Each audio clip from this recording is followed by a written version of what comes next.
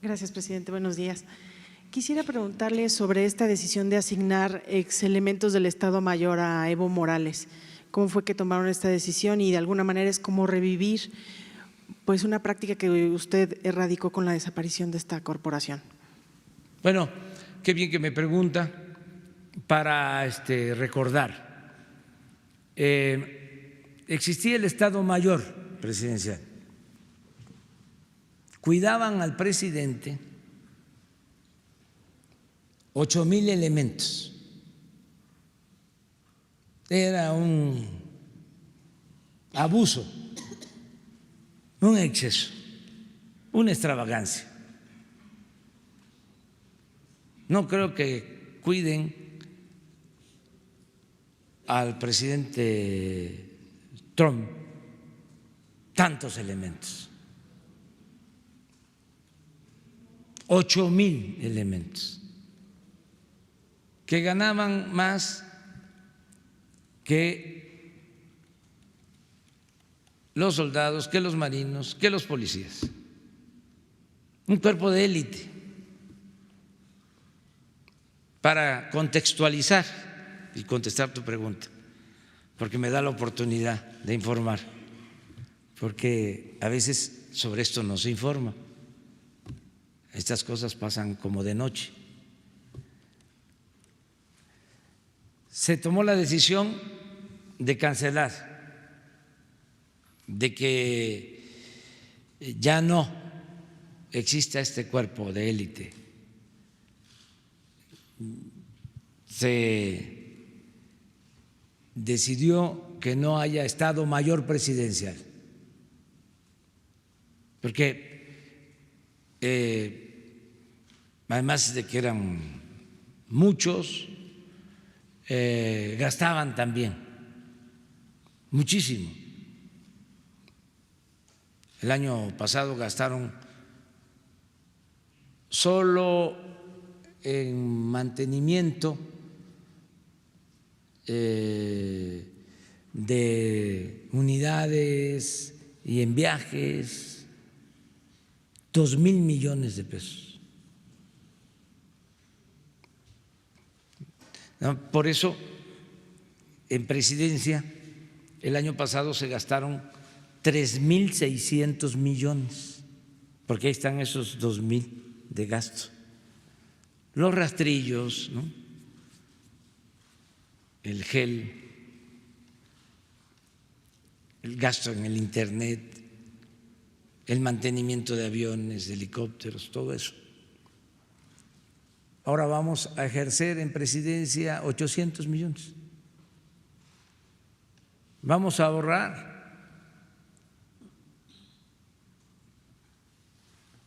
$2,400 millones. Hasta lo estoy diciendo más despacio que de costumbre.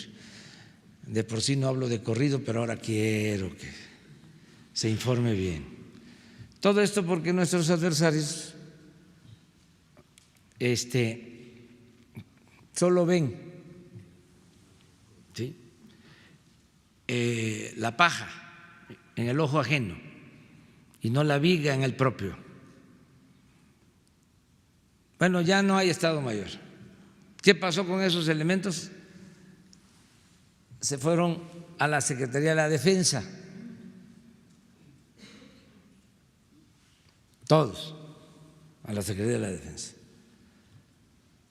Y cuando se necesita,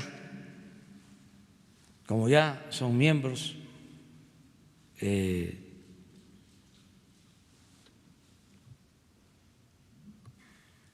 activos en la defensa, ya pertenecían a las Fuerzas Armadas, pero estaban como comisionados formando el Estado Mayor Presidencial. Ahora regresan cuando se requiere de algo como la protección del presidente de Bolivia, pues elementos de la defensa, ya no del Estado Mayor, ayudan en esa labor. Por ejemplo, el avión que se utilizó para traer al presidente de Bolivia, a Evo Morales, es un avión que manejaba el Estado Mayor Presidencial, que ahora lo tiene la Secretaría de la Defensa. Entonces, si un personaje que estaba en el Estado Mayor ahora cuida o está encargado de la seguridad de Evo Morales, pues esa es la explicación, pertenece a la Secretaría de la Defensa y yo di la instrucción de que la Secretaría de la Defensa se hiciera cargo de la protección del presidente Evo Morales. Si este personaje cuidaba al expresidente Fox o al expresidente Calderón o al expresidente Peña, pues sí, puede ser, nada más que ahora tiene otra función. Eso es lo que puedo comentarles. No sé si hay algo extraño en esto, no lo veo sinceramente, porque el desaparecer el Estado Mayor no significó liquidar a los oficiales, a los elementos de esta corporación, de este cuerpo de élite, sino fue trasladarlos a la Secretaría de la Defensa. Están bajo el mando del secretario de la Defensa. Cuando existía el Estado Mayor, había un jefe del Estado Mayor de esta guardia, ¿no?, del Estado Mayor. Existía un general, eso ya no hay, ya no existe. Ahora el general secretario es el que decide sobre esto. Esa es la respuesta. En la valoración de su gobierno, ¿existen suficientes señales como para pensar que Evo Morales requiere de una escolta de ese nivel y del uso de las camionetas que existían? Sí. ¿Hay amenazas sobre su vida estando en territorio mexicano? Queremos nosotros alarmar, pero la situación en que estaba en Bolivia era una situación de mucho riesgo. Por eso estoy invitando a que se lea lo que fue el exilio de Trotsky en esa espléndida novela.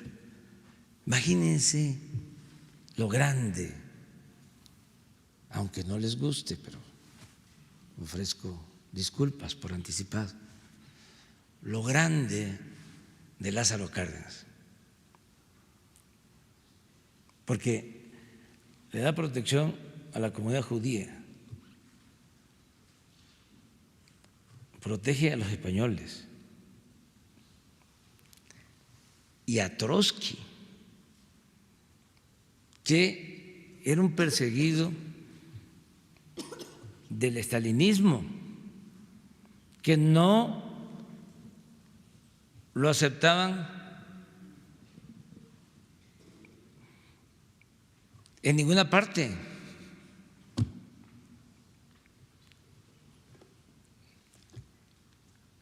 Y bueno, si se lee el libro, aunque son odiosas las comparaciones, pero la historia es la maestra de la vida, pues aquí, estando en el exilio, primero hubo un atentado y luego fue asesinado. Entonces, sí tenemos nosotros que cuidar a los que vienen en calidad de refugio, de asilo a nuestro país, como también porque los conservadores son de veras que cosita, ¿eh? A ver, ¿y quién cuida a los mexicanos, no? Pues nosotros también tenemos la obligación de cuidar a todos los seres humanos y cuidarlos con esmero. A eso nos dedicamos desde muy temprano, a que haya paz, a que haya tranquilidad en el país. Les puedo decir que ayer lamentablemente perdieron la vida 60 mexicanos, hubieron 60 homicidios, de acuerdo a mi informe diario, pero que casi en la mitad de los estados no hubo un solo homicidio. Estos 60 se concentraron en 16, 18 estados. Todos los días estamos en esto, cuidando, garantizando la paz, la tranquilidad y al mismo tiempo también protegiendo a los perseguidos políticos que vienen de otros países. ¿Saben que Hidalgo iba al norte a protegerse? Ya lo detienen en Coahuila y lo llevan a Chihuahua y allá lo fusilan, pero iba al norte, a la frontera. ¿A dónde fue Juárez cuando nos invaden? Al norte, a Ciudad Juárez, lo que era entonces Paso del Norte. ¿A dónde fue Madero después de que sale de la cárcel de San Luis Potosí? A San Antonio, Texas. ¿De dónde lanza el plan de San Luis para convocar al pueblo a tomar las armas? Desde allá. ¿En dónde estuvieron los hermanos Flores Magón? En Estados Unidos. Estamos hablando de el norte.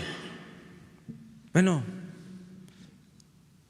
los que son perseguidos políticos merecen protección y esa es una tradición de México y lo ha hecho con perseguidos por ideales de izquierda y también por quienes han sido repudiados en sus pueblos por aplicar políticas autoritarias o de derecha. Les hablaba yo ayer del caso de Zelaya, que Porfirio Díaz lo protege, era presidente de Nicaragua y tiene conflictos con el gobierno de Estados Unidos y manda a Porfirio a buscarlo, manda una embarcación y llega la embarcación a Salina Cruz y les decía cómo El Imparcial, que era el periódico oficioso del régimen porfirista, destaca 8 columnas la llegada de Zelaya. Y el Shah de Irán y otros personajes. Entonces es un derecho.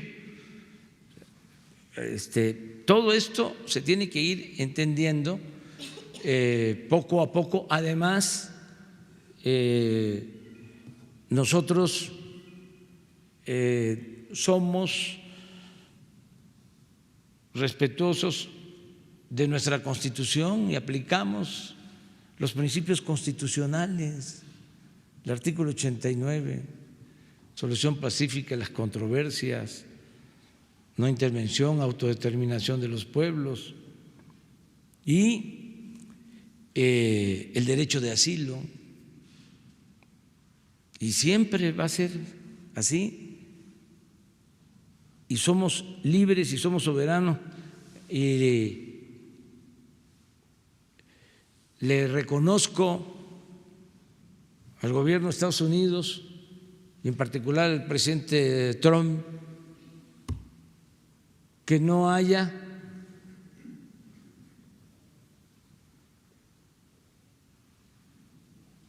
opinado sobre nuestra decisión libre, soberana.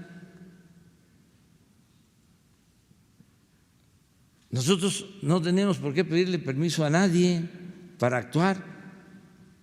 Tenemos que guiarnos por lo que establece nuestra Constitución. Somos respetuosos de la soberanía de otros pueblos, de otras naciones, porque queremos que respeten nuestra soberanía. Y en este caso lo subrayo. Ninguna nota diplomática, ninguna llamada o ninguna expresión de inconformidad. Hay respeto a México y a su gobierno, porque nosotros respetamos al gobierno de Estados Unidos y respetamos a su presidente. Hay respeto mutuo. Quisieran algunos que nos peleáramos. No. Ahora hay un proceso interno en Estados Unidos. No. Opinamos. No nos corresponde. ¿Qué hicieron cuando las elecciones en Estados Unidos?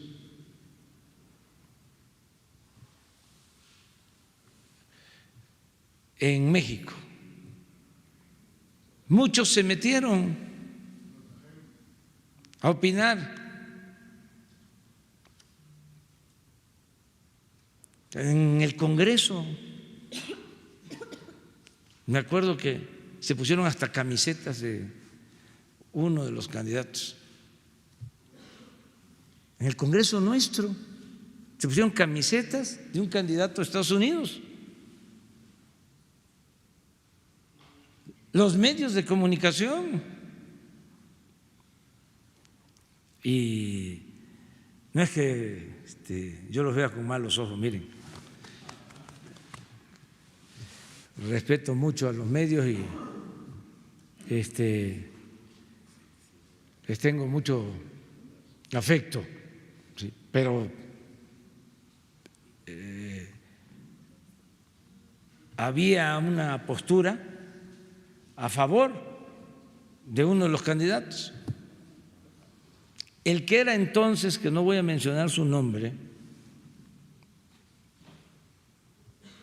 gobernador del estado del Banco de México, llegó a declarar una semana antes de la elección en Estados Unidos. Imagínense, el gobernador del Banco de México declarando que si ganaba uno de los candidatos, que no voy a mencionar quién, iba a haber un huracán fase 5 que iba a arrasar con nuestra economía.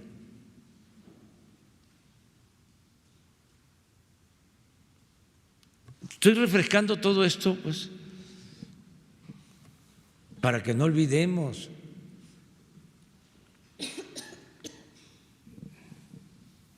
Yo salí esa noche por ese ambiente que crearon, preocupado de que como podía haber un huracán,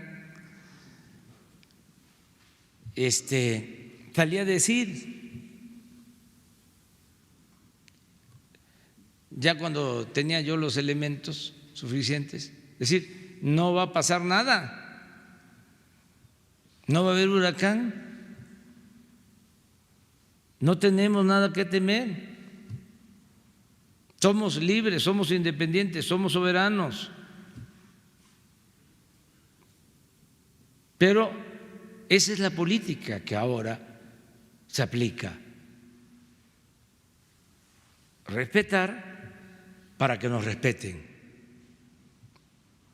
Eso es lo que estamos haciendo.